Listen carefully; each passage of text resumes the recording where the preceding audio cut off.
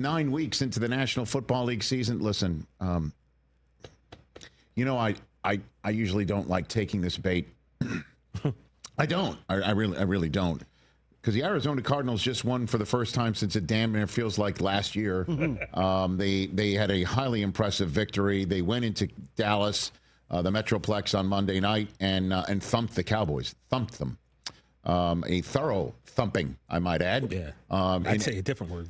In almost every phase. I mean, they did have a punt blocked.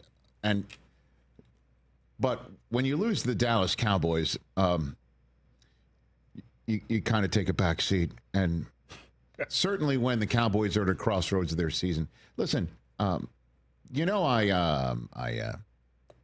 always like seeing a glass half full around here. I always try to be that sunny disposition individual, giving you the nuance, not the hot takes, not the it only can be this or that. There's no in between this or that. There just isn't. It's just one way or the other in the sports world. I don't like doing that. I don't. So in that respect, why people like you. I appreciate that, TJ. I appreciate that. That's why I came on the air a couple weeks ago before the Dallas Cowboys were going into Denver after beating the Washington Commanders at home and saying, listen, there's a path to them winning this division. Because the Philadelphia Eagles aren't that far in front of them. And the Eagles are about to take on the Giants, right?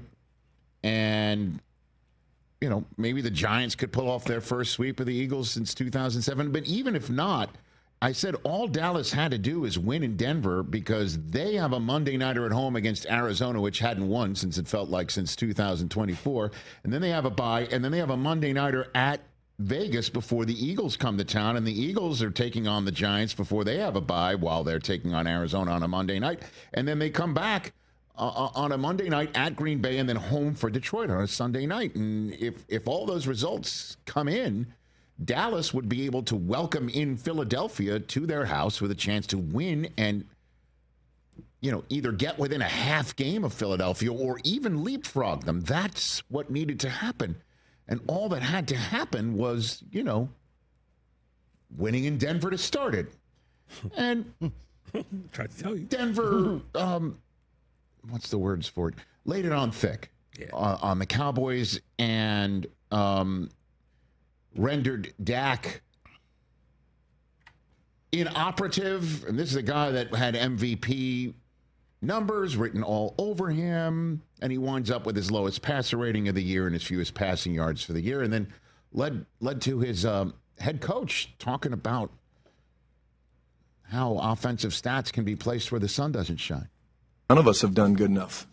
Coaches, players, head coach, none of us have done good enough. That's real. Our scorecard is what it is, and that's not just, defensively, that's offensively, we're a football team that's 3-4-1. You can take the stats on offense and as far as I'm concerned, is what it is. We want to win, and people talk about, hey, MVP and this and that. Dak Prescott doesn't want to win MVP. He wants to win a Super Bowl, and that's what we want to win. And we're not there yet. We've not played that consistently well enough to certainly be in that discussion, but it doesn't mean the journey stops. It certainly doesn't stop. It just, you get more focused, you get more intentional, and we got to do it together. Well, the journey stopped last night on a dime when their only touchdown deep into the game was a special teams one. Because the offense is still in that spot where the sun is not shining. Arizona did a terrific job on defense last night and let their quarterback play in Jacoby Brissett outshine that of Dak. Because Dallas's defense has issues, to say the least.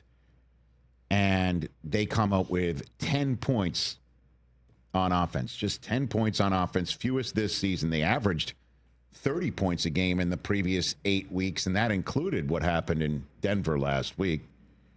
They lose at home for the first time all year, which gives you shades of the previous few years where they had trouble in that building.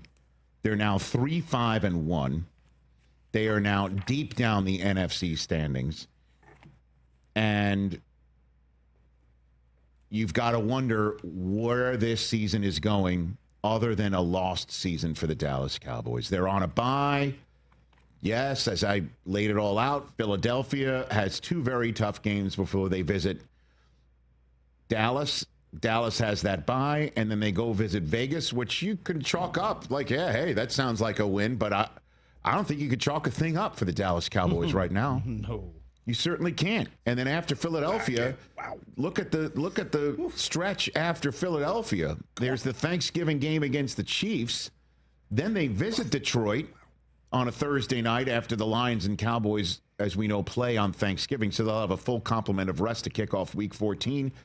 A home date against the Vikings, who I'm assuming is just going to keep improving, but we all know what about assumptions. And then, a home date with the Chargers before they visit Washington and New York to finish it. This certainly doesn't look like, TJ, you're going to get your NFC Championship game drought finished, and it certainly doesn't look like a division championship, and they'll be lucky to make the playoffs. Playoffs. I understand. You can laugh all you want. I mean, 3-5-1 is still in the mix. Crazier things have happened. But, 2 fumbles lost on offense by your terrific tight end and your terrific running back. Yeah. Ferguson and Williams put it on the ground, lost them. I mean, they're 3-5-1, 1/2 game in front of the Cardinals, who now have a tiebreak on them. They're 11th in the conference. And, Dak had this to say about the offense still being in a darkness retreat. If I had that answer, we wouldn't be struggling, to be honest with you, and not to, not to leave it at that. But that's what this bye week's for. We've got to figure it out. Me personally, hope everybody on this team individually, and I know for sure as a staff and an organization, it's going to be about how can we improve and fix these last 2 weeks that are nowhere close to anything that we want to be. Well, that's one to root for, by the way, as we all know. Maybe the pressure's on them because they know the defense is going to give up a ton of points. And Jerry Jones went on, I believe, Stephen A's SiriusXM radio show before he gave Stephen A some free food and drink in his in his suite, and said that a trade was made, but we haven't. Stay tuned tomorrow. And Jerry did the same thing after the game last night. We still can, yes, sir. It wasn't dependent on this outcome?